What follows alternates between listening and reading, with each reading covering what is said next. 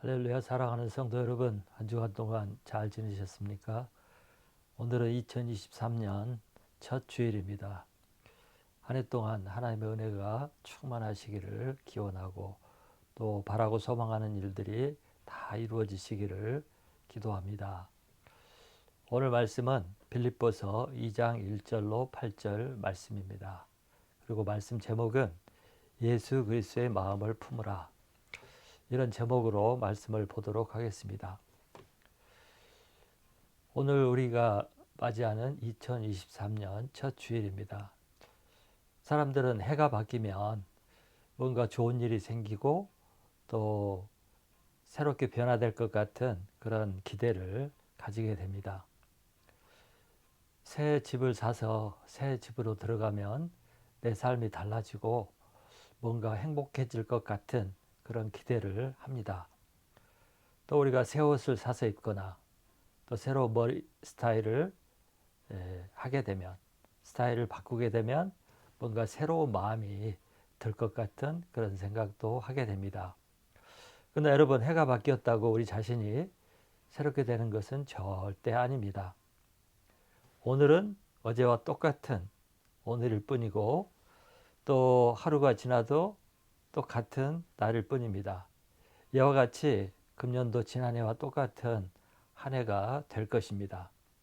해는 변했지만 우리 자신은 어느 것 하나 달라지는 것이 없는 똑같은 사람이기 때문입니다. 이처럼 날이 변하고 해가 바뀌고 환경이 변한다고 해서 우리가 절대로 저절로 새로워지지는 않습니다. 과학적으로 또 물리적으로 어떤 존재가 낡아 있는데 새롭게 되거나 또 지금보다 더 나아지는 존재가 되려면은 반드시 외부의 힘이 가해져야 합니다. 예를 들어서 헌집이 저절로 새로워질 수는 없죠. 헌집을 새롭게 만들려면 리노베이션을 해야 합니다. 차가 더러워지는데 더러운 차를 깨끗이 하려면 반드시 세차를 해야 합니다. 그래서 이처럼 새롭게 되는 길은 어떤 존재가, 사람이 새롭게 되는 길은 외부의 힘이 가해졌을 때만 가능합니다. 이처럼 내 삶이 변화되고 내 마음과 생각이 변화되고 더 나은 삶으로 발전하고 성장하려면 반드시 외부의 힘, 어떤 노력, 또 어떤 도움이 필요합니다. 그래야 발전하고 성숙하게 되고 성장하게 됩니다. 우리가 신앙생활을 처음 할 때 많은 사람들이 예수님을 믿으면 하루아침에 자신이 더 나은 사람, 변화된 사람, 좋은 사람 이렇게 될 것으로 생각을 할 때가 있었습니다. 교회만 잘 다니면 그냥 알아서 내가 변화되고 내 삶이 변화되고 내가 더 좋은 사람이 될 것이라는 그런 생각을 할 때가 있었습니다. 그러나 그것은 우리가 잘 알듯이 다 오해입니다. 절대로 어떤 것도 저절로 새로워지는 법은 없습니다. 우리가 자연이라는 말을 많이 씁니다. 스스로 자자, 그리고 그럴련. 그래서 스스로 그렇게 되다 그런 뜻이에요. 자연이 스스로 발전하고 성장하고 좋아지고 나아집니까? 그렇지 않습니다. 자연은 시작이 있었고 끝이 있기 때문에 시간이 가면 갈수록 자연은 후퇴하게 되어 있고 낡아지게 되어 있습니다.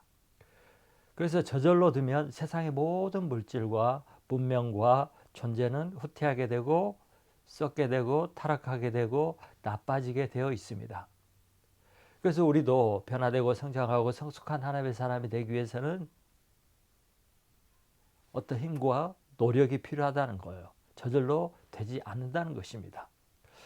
여러분, 우리가 구원받는 것은 100% 하나님의 은혜로 된 것입니다. 우리가 어떤 노력을 하고 선행을 하고 열심히 뭔가를 해서 얻을 수 있는 것이 아닙니다. 자력 구원이 없습니다.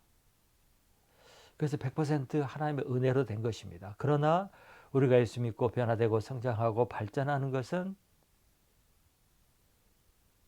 하나님의 은혜로만 되지 않고 어떤 힘이, 능력이, 도움이, 노력이 필요하다는 것입니다. 첫째는 하나님의 힘이 필요합니다. 다른 말로 하면 성령의 도우심과 말씀의 도우심이 필요합니다. 그러나 성령의 도우심이나 말씀의 도우심 능력도 내가 찾고 구하고 노력할 때, 그만큼 노력을 할 때 그 효과가 나타나는 것입니다. 하나님의 능력이 저절로 내게 이루어지지 않죠. 내 자신의 노력과 투쟁이라는 힘이 가해질 때 변화가 일어나고 성장이 이루어지게 됩니다.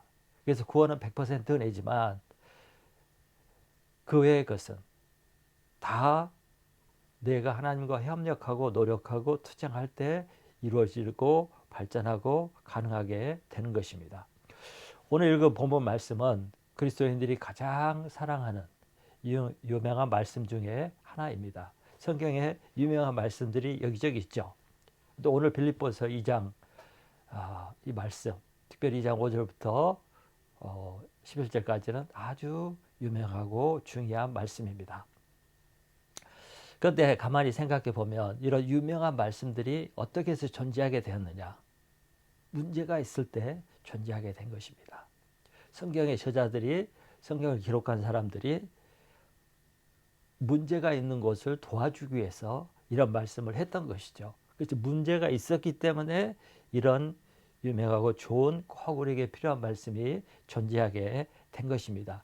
예를 들어서 진주는 조개 진주, 진주는 조개에서 생산이 되는데 원래 이 진주가 생기게 된 이유는 조개가 상처를 입고 그 상처를 치유하기 위해서 저절로 생겨난 것이라고 합니다. 상처를 치유하다가 생겨난 것입니다. 이와 같이 이 오늘 우리가 보게 되는 이 유명한 중요한 말씀도 빌립보 교회에 문제가 있었기 때문에 주어지고 생겨난 말씀입니다. 그러면 여러분, 빌립보 교회는 무슨 문제가 있었을까요? 빌립보 교회는 사도 바울이 개척한 교회입니다. 이들은 사도 바울의 전도를 받고 예수 그리스도를 믿고 구원을 받았고 이제는 하나님을 위한 선한 뜻과 목적을 가지고 하나님을 섬기는 새로운 인생들, 그리고 그런 교회가 되었습니다. 이들 공동체는 모두가 은혜를 받고 선한 마음과 선한 뜻과 목적을 가지고 한 마음으로 하나님을 섬기고자 공동체를 이루고 살아가고 있었습니다. 1절을 보십시오. 1절. 그러므로 그리스도 안에 있는 무슨 권면이나 사랑의 무슨 위로나 성령의 무슨 교제나 긍휼이나 자비가 있거든. 이 말씀을 보면 빌립보 성도들은 서로 사랑하고 이 세대에서 무관심하지 않고 또 긍휼과 자비를 가지고 서로 사랑하고 섬기고 또 이웃을 그렇게 섬기고 사랑하는 교회였습니다. 자비가 있고 긍휼이 있고 사랑이 있고 권면이 있는 그런 좋은 교회였습니다. 바울은 이런 이들에게 이런 일을 할 때 어떤 자세로 해야 하는지 권면을 또 합니다. 2절 3절을 보십시오. 이런 일을 할 때 이렇게 해라. 마음을 같이하여 같은 사랑을 가지고 뜻을 합하여 한 마음을 품어 아무 일에든지 다툼이나 허영으로 하지 말고 오직 겸손한 마음으로 각각 자기보다 남을 낮게 여기며. 바울은 빌립보 성도들에게 선한 목적과 뜻을 가지고 선한 일을 할 때 마음을 같이하고 같은 사랑을 가지고 뜻을 합하여 한 마음을 품고 일을 하라고 했습니다. 바울의 이 권면을 보면 이 빌립보 교회가 뭔가 열심히 하는데 마음이 하나 되지 못하고 뜻이 하나 되지 못하고 같은 마음을 갖지 못하고 일을 하고 있다는 것을 알 수가 있습니다. 열심히는 하는데 서로 하나 되지 못한 거예요. 열심히는 하는데 각계 전투를 하고 자기 좋을 대로 하고 서로 다투고 허영으로 하고 과시하고 이렇게 일을 한 것입니다. 여러분, 세상에서는 결과만 좋으면 과정은 문제 삼지 않는 경우가 많이 있습니다. 예를 들어서 대통령 선거를 할 때 무자비하게 싸우고 비난하고 거짓 소문을 내고 거짓말을 하고 별일을 다 합니다. 공작을 하고. 그러다가 대통령이 당선이 되면 다 덮어지고 없었던 일로 되어버립니다. 그래서 이런 말이 있죠. 성공한 쿠데타는 처벌할 수 없다. 쿠데타는 아주 나쁜 겁니다. 성공을 해버리면 처벌할 수 없고 성공하지 못하면 반란죄로 처벌을 받게 됩니다. 그래서 성공했다고 하면 과정도 다 무시되어 버리는 그런 일들이 많이 있습니다. 그러나 하나님 일에서는 절대 그럴 수가 없습니다. 아무리 결과가 좋다 할지라도, 아무리 목적이 좋다 할지라도 그 과정이 좋지 않으면 문제가 됩니다. 그 과정이 용납되거나 용서되거나 그냥 넘어갈 수가 없습니다. 잘못된 방법으로 하면. 왜냐하면 하나님은 정의로우시고 공의로우신 분이기 때문입니다. 그러므로 우리가 교회 일을 하고 하나님 일을 할 때 절대적으로 시작도, 그 과정도, 결과도 선하고 의롭고 바르게 해야 하는 것입니다. 그런데 빌립보 교회는 선한 일, 좋은 일, 하나님 일을 하면서 그 과정이 아름답지 못한 것입니다. 서로 마음을 합하지 못하고 사랑하지 못하고 서로 존경하지 못하고 또 일을 하면서 화를 내고 다투고 미워하고 싫어하고 그래서 분열이 되고 이렇게 됐다는 것이죠. 또 일을 할 때 하나님의 영광보다 자신을 나타내고 허영으로 자기를 과시하고자 하고 자랑하고자 하는 마음이 있었습니다. 그만큼 또 반대로 상대방을 얕잡아보고 무시하고 반발하고 인정하지 못하고 그런 일도 있었겠죠. 여러분, 세상에는 수많은 교회들이 있습니다. 그런데 교회마다 다툼과 분열과 갈등들이 있습니다. 이 모든 일들이 나쁜 일을 하다가 생긴 문제가 아닙니다. 모두가 하나님 일을 하다가 선한 일을 하다가 교회 일을 하다가 좋은 일을 하다가 또 그렇게 하기 위해서 이러다 발생한 문제들인 거죠. 저는 많이 싸우는 교회에서 오랫동안 신앙생활을 해왔습니다. 그런데 대부분 성도들이 하나님을 사랑합니다. 예수님을 사랑합니다. 또 교회에 충성하고 열심히 있습니다. 그리고 다 모이기를 힘쓰고 또 은혜도 많이 받고 은혜를 경험한 사람들입니다. 그런데 그런 사람들이 교회를 하다가 싸우고 갈라지고 미워하고 시기하고 다시는 보지 않고 또 그것이 불똥이 돼서 목사에게 튀기고 그래서 2, 3년 받아 목사가 바뀌고 그런 일들이 많았습니다. 뿐만 아니라 이런 분열과 다툼과 문제로 인해서 새 교인들이 떠나고 초신자들이 시험에 들고 그런 일들이 많이 있습니다. 이런 교회가 온 세계에 가득합니다. 빌립보 교회도 그랬던 것 같습니다. 그래서 이런 빌립보 교인들에게 바울이 권면을 한 것입니다. 이 권면을 통해서 볼 때 우리가 공동체로서 함께 교회를 섬기고 하나님 일을 하기 위해서는 마음을 하나로 모으는 것이 아주 중요하다는 것을 알 수가 있습니다. 어떻게 마음이 하나됨이 없이 좋은 결과를 만들어낼 수 있겠습니까? 일을 제대로 할 수 있겠습니까? 좋은 교회를 만들어갈 수 있겠습니까? 선한 영향력을 끼치는 교회가 될 수 있겠습니까? 그래서 마음을 하나로 합쳐야 됩니다. 그런데 세상에서 가장 힘들고 어려운 일이 사람의 마음을 하나로 합하는 것이라고 생각합니다. 사람의 마음과 생각은 사람이 있는 그 숫자만큼 다양합니다. 100사람에 모이면 100가지 생각이 100가지 마음이 있습니다. 그래서 어렵습니다. 또한 근본적으로 우리 인간이 화합하기 힘든 이유는 우리 인간의 마음이 문제가 있기 때문입니다. 우리 인간의 마음은 타락해 있습니다. 타락한 마음을 가지고 살아가고 있습니다. 근본적으로 우리 인간의 마음은 이기적이고 자기중심적입니다. 자신의 이익, 자신의 유익, 자신의 영광, 자신의 자랑을 품지 않을 수가 없습니다. 그래서 다 사람들은 자기중심적입니다. 그 내면에 허영과 자랑과 교만이 있습니다. 또 내 편, 네 편 가르는 그런 분열적인 마음이 있습니다. 그래서 인간들이 모였을 때 어떻게 한 마음 한 뜻, 한 사랑을 가지고 일을 할 수 있겠습니까? 불가능합니다. 어렵습니다. 그러면 우리가 어떻게 이런 문제를 극복하고 마음과 뜻을 합하여 함께 하나님의 교회를 섬기는 일을 할 수 있을까요? 5절을 읽어보겠습니다. 5절. 너희 안에 이 마음을 품으라 곧 그리스도 예수의 마음이니. 바울은 빌립보 성도들에게 예수 그리스도의 마음을 품으라, 예수 그리스도의 마음을 가지라고 권면하고 있습니다. 영어 성경에는 이 마음을 attitude라고 번역을 했습니다. attitude는 태도를 말합니다. 그래서 다시 번역해서 읽자면 너희 안에 예수 그리스도의 태도를 가지라, 이렇게 번역해서 생각해 볼 수 있고, 이렇게 읽으면 좀 더 이해하기 쉬워집니다. 너희 안에 이 마음을 품으라 곧 예수 그리스도의 마음이니, 너희 안에 이 태도를 가지라 곧 예수 그리스도의 태도이니, 이렇게 생각하시면 조금 이해하기가 쉽습니다. 그러면 예수님께서 보여주신 그 태도, 그 마음이 무엇일까요? 우리가 예수님을 통해서 배워야 할 태도와 마음이 무엇일까요? 3절을 한번 보시기 바랍니다. 3절. 아무 일에든지 다툼이나 허영으로 하지 말고 오직 겸손한 마음으로 자기보다 남을 낮게 여기고.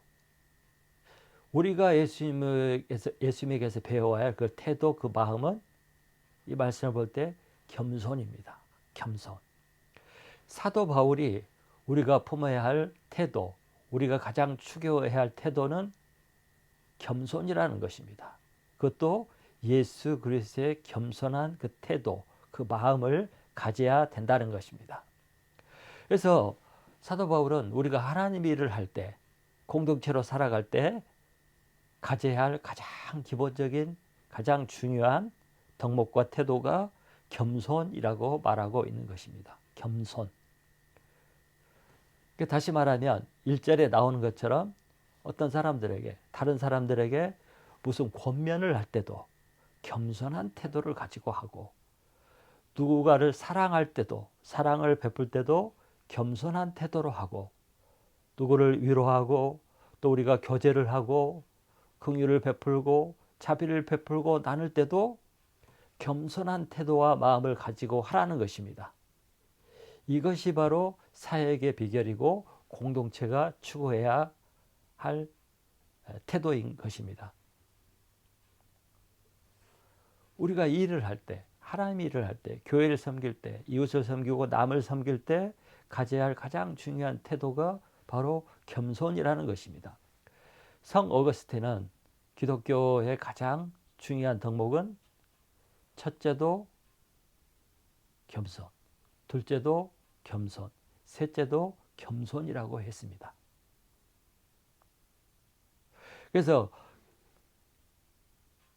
겸손한 태도가 빠져버린 권면이나 사랑이나 자비나 봉사나 선교나 전도나 우리가 행하는 모든 선하고 좋은 일들이 겸손이라는 이 태도, 덕목이 빠져버리면 좋은 결과가 나오지 않게 됩니다.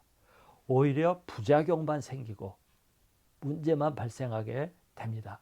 그래서 우리가 무슨 일을 하든지, 무슨 일을 할 때든지, 심지어 말할 때든지, 사랑을 베풀 때라도, 무슨 일을 할 때라도 겸손한 태도와 마음을 가지고 하라는 것입니다. 그렇지 않으면 하지 말아야 됩니다. 안 하는 것이 낫습니다. 그럼 여러분, 겸손이라는 것이 무엇입니까? 겸손이 무엇일까요? 우리는 겸손 그럼 대충 압니다. 겸손을 자기를 낮추는 것이라고 알고 있습니다. 그러나 겸손이 정확하게 어떤 것이고 정확하게 어떻게 하는 것이 진정한 겸손인지 설명하기는 쉽지 않습니다. 그래서 사도 바울이 예수 그리스도의 겸손을 설명하고 있습니다. 우리가 진정한 겸손을 알고 또 그것을 배우고 실천하려면 예수님이 어떻게 겸손을 보여주었는지, 예수님이 보여준 겸손은 어떤 것인지 그것을 살펴보고 알고 배워야 합니다. 자, 사도 바울은 예수님이 보여주신 겸손이 어떤 것인지 그것을 6절부터 8절에서 설명을 하고 있습니다. 이 말씀의 소리는 예수 그리스도의 겸손을 세 가지로 볼 수가 있습니다. 이 말씀을 통해서 여러분이 정말 겸손이 무엇인지 알고 이 겸손을 실천하고 배우고 또 이루는 그런 사람이 되고, 그렇게 할 때 우리가 섬기는 교회와 공동체가 좋은 열매를 맺는 그런 공동체가 될 것입니다. 또 그런 사역자가, 그런 성도가 될 수 있을 것입니다. 그럼 세 가지 겸손이 무엇이냐? 첫째, 겸손은 자기를 포기하는 것입니다. 자기를 포기하는 것, 그것이 겸손입니다. 6절을 읽어보겠습니다. 6절, 그런 근본 하나님의 본체시나 하나님과 동등됨을 취할 것으로 여기지 아니하시고. 예수님은 근본이 하나님이시에요. 하나님과 동등한 분이십니다. 100% 하나님이십니다. 그런데 예수님은 그 위치, 하나님의 위치를 포기를 했습니다. 동등됨을 취할 것으로 여기지 않았대요. 그 동등됨을 포기한 것입니다. 하나님으로서 그 위치, 또 그 존경받음, 영광, 자존심, 존엄을 다 포기했다는 것입니다. 그래서 겸손이라는 것은 자신이 가진 어떤 위치, 능력, 타이틀, 자리, 이런 모든 것을 포기하는 것, 그걸 취하지 않는 것, 그것이 겸손입니다. 다른 말로 하면 내가 많은 것을 가지고 있고 배운 것도 많고 좋은 높은 자리에 있고 특별한 사람이지만 그런 것을 갖지 않은 사람처럼, 그런 것이 없는 것처럼 여기는 것, 그것이 겸손입니다. 그런 것을 가지지 않은 사람처럼 말하고 행동하고 사는 것, 사람을 만나고 대화하는 것, 이렇게 하는 것이, 이렇게 행동하는 것이 겸손이라는 것입니다. 여러분, 초대교회는 신분의 차이가 아주 심했습니다. 거기에는 왕도 있었고 평민도 있었고 하층민도 있었고 심지어 노예도 있었습니다. 노예와 주인은 절대 동등할 수가 없습니다. 엄청난 차이가 있죠. 그런데 바울은 주인들에게 노예를 형제로 여기도록 했습니다. 어떻게 주인이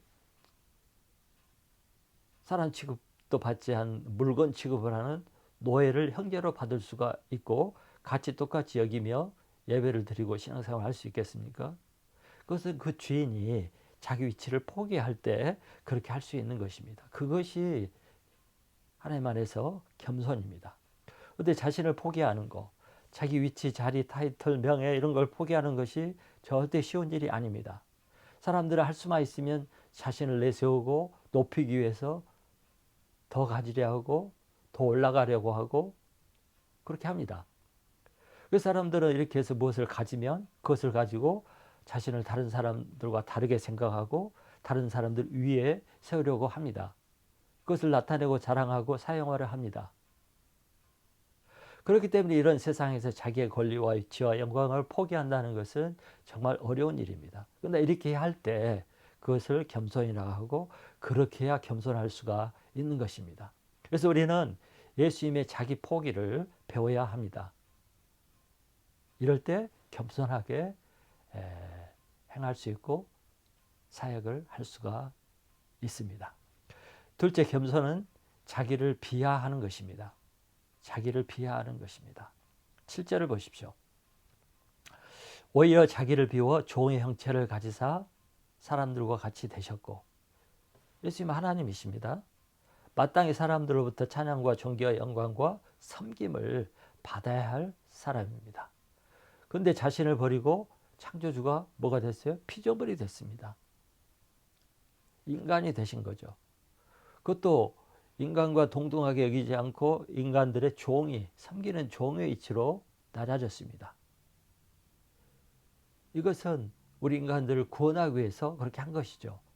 예수님은 철저히 자기를 비하하고 낮춘 것입니다. 낮추고 낮춰서 인간들의 종의 위치까지 낮아졌습니다. 제가 자기 비하라고 표현했는데 적합한 표현은 아닙니다. 낮춤이죠, 낮춤. 비하라는 뜻은 자신을 과소평가하고 저평가하고 경멸함으로써 자신을 비난하는 것이에요. 제가 말하는 것은 비난이 아니죠. 그래서 표현이 약간 불완전하지만 예수님이 실제로 자신을 그렇게 만들었습니다. 그런 분이 아닌데 자신을 낮춰서 피조물이 되고 그 피조물의 종이 되게 하신 것입니다. 자신을 가장 낮은 자로 취급을 했습니다. 모든 사람을 섬기는 종의 이치로 자기를 낮추었습니다. 비하 낮춘 거죠. 그래서 마가복음 10장 45절에 보면 인자가 온 것은 섬김을 받으려 함이 아니라 도리어 섬기려 하고 자기 목숨을 많은 사람의 대성물로 주려 함이니라. 섬김을 받으러 오지 않았대요. 섬기기 위해서 종으로 오셨다는 뜻입니다. 오늘 말씀에도 사도 바울은 남을 나보다 낮게 여기라 이렇게 말씀하고 있습니다.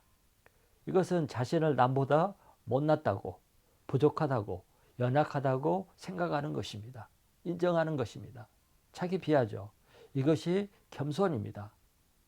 만일 자신이 남보다 조금 낫다고, 더 잘났다고 생각하면 절대로 겸손할 수가 없고 그 겸손은 가짜입니다. 그래서 진정한 겸손은 언제나 어떤 조건 속에서도 자신을 가장 낮은 자리에 두는 것, 그렇게 여기고 그렇게 행동하는 것, 그것이 진정한 겸손입니다. 그런 척하는 게 아니라 그렇게 실제로 하는 것, 그런 태도를 취하는 것이 겸손인 것입니다. 세 번째, 겸손은 자기를 희생하는 것입니다. 8절을 읽어보겠습니다. 8절. 사람의 모양으로 나타나사 자기를 낮추시고 죽기까지 복종하셨으니 그 십자가에 죽으심이라. 예수님은 자신을 포기하고 자신을 낮추시는 것으로 끝나지 않고 자신의 생명을 남을 위해서 바쳤습니다. 인간을 구원하기 위해서 인간이 되실 뿐만 아니라 그 인간들을 구원하기 위해서 십자가에서 대신 죽었습니다. 여러분, 사람이 남을 위해서 자신을 포기하기도 하고 희생적인 삶을 살 수도 있습니다. 그러나 생명을 내놓는 것은 쉽지 않습니다. 시간도 재산도 권세도 명예도 잠시 내려놓을 수 있습니다. 그러나 생명을 바치는 것은 어려운 일입니다. 그것도 악한 죄인, 참고 감당하기 어려운 존재, 원수 같은 존재를 위해서, 내가 싫어하는 사람을 위해서 목숨을 내놓는 것은 불가능한 일입니다. 그런데 예수님이 이런 불가능한 일을 하셨습니다. 모든 아픔과 저주를 홀로 다 뒤집어쓰고 십자가에서 신음하면서 고통하면서 죽었습니다. 예수님은 자신을 살리지 않았습니다. 이것이 진정한 겸손입니다. 그래서 우리가 배워야 할 진정한 겸손은 자격도 없고 가치도 없고 이쁘지도 않은 사람을 위해서 내 자신을 희생하는 것이, 이것이 겸손입니다. 겸손에는 언제나 자기를 희생하는 아픔과 손해가 따르게 되어 있습니다. 아픔과 희생을 감당하지 못하고 희생을 원치 않으면 절대 우리는 다른 사람에게 겸손하게 대할 수가 없습니다. 그래서 겸손이라는 것은 아픈 것입니다. 겸손은 손해보는 것이고 겸손은 결국 자기를 죽이는 것입니다. 자기를 죽이는 것. 왜 사람들이 싸우고 다투고 분열합니까? 왜 화합하지 못하고 그럴까요? 지기 싫고 죽기 싫기 때문에 그렇습니다. 이겨야 하기 때문에 그렇습니다. 내가 살기 위해서 그렇습니다. 자신을 하려고 하기 때문에 그렇게 되는 것입니다. 조금이라도 자신을 위에 세우고 어떻게 해서라도 자신을 높이고 나타내려 하는 그 마음 때문에 그렇게 되는 것입니다. 그러나 자신을 죽이는 사람, 희생하는 사람, 자신을 부인하고 희생하는 곳에는 반드시 상대방이, 다른 사람이 살아나게 됩니다. 이것이 겸손이고 이것이 겸손의 결과입니다. 사랑하는 성도 여러분, 우리가 신앙생활하면서 평생 추구해야 할 덕목은 겸손입니다. 또 우리가 추구해야 할 목표는 내 자신의 성장입니다. 성품의 성장, 태도의 성장입니다. 그런데 이 성장의 목표는 예수 그리스도죠. 예수 그리스도의 성품. 그리고 그 예수 그리스도의 성품 중 추구해야 할 가장 중요한 덕목은 바로 예수 그리스도의 마음, 그 태도, 바로 겸손입니다. 겸손. 오늘 세 가지로 살펴보았는데 겸손은 자기를 포기하는 것, 자기를 비하하는 것, 자기를 희생하는 것이라고 배웠습니다. 이렇게 세 가지를 실천할 때 우리는 예수님처럼 사는 것입니다.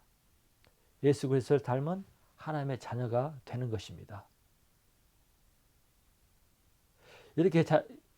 이렇게 돼야 되는 것이 우리가 추구해야 할 목표고 우리가 성장해야 할 목표입니다. 우리가 금년 한 해 동안 추구해야 할 목표가 있다면 바로 예수 그리스도의 마음을 갖는 것입니다. 바로 예수 그리스도의 태도를 배우는 것이고 이루는 것입니다. 여러분, 이렇게 예수님을 닮은 사람이 되려면 세상의 논리와 세상의 관습과 세상의 습성을 다 버려야 합니다. 세상적인 사고방식, 세상적인 논리를 가지고서는 절대로 우리가 예수님을 닮은 사람으로 성장을 할 수가 없습니다.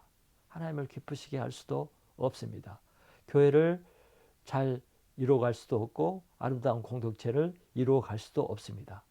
타락하고 타락해가는 우리의 심령을 새롭게 하고 예수 그리스도의 성품에까지 변화와 성장을 이루려면 외부의 힘이 필요한데 그것은 하나님의 말씀에 순종하는 것입니다. 성령의 도우심을 받는 것입니다. 또 우리 스스로 계속해서 노력하고 또 시도하고 또 시도하고 자신을 가르치고 또 회개하고 투쟁하는 것입니다. 이렇게 내가 말씀의 도움, 성령의 도움을 받고 내가 그것을 순종하고 노력하고 회개하고 또 노력하는 이런 것이 있을 때, 이런 힘을 가할 때, 이런 노력을 할 때 우리가 변화된 성장하는 한 해를 살아갈 수 있게 되는 것입니다. 여러분, 이 겸손이 실천이 될 때 우리는 하나님의 의 또 하나님의 뜻을 이룰 수가 있습니다. 그리고 이 겸손이 실천되는 곳에 하나님 나라가 이루어지게 되겠죠. 이런 겸손, 예수 그리스도의 겸손을 실천하는 그 사람, 또 그런 가정, 그런 교회는 어떻게 되겠습니까? 변화와 성장이 있고 행복하고 아름다운 공동체가 되지 않겠습니까? 사랑하는 성도 여러분, 금년 한 해 동안 하나님의 성품, 예수 그리스도의 성품을 닮아가기 위해서 애쓰고 수고하는 그런 한 해가 되기를 바랍니다. 오늘 빌립보서 2장 5절 말씀을, 그 이하 말씀을 기억하고 또 묵상하고 되새김질하면서 정말 예수 그리스도의 성품을 닮아가는 그런 저와 여러분이 되기를 바라고, 또 금년을 마쳤을 때 야, 내가 좀 변했구나, 내가 성장했구나 하는 그런 고백과 감사가 있는 한 해가 되시기를 간절히 축원합니다.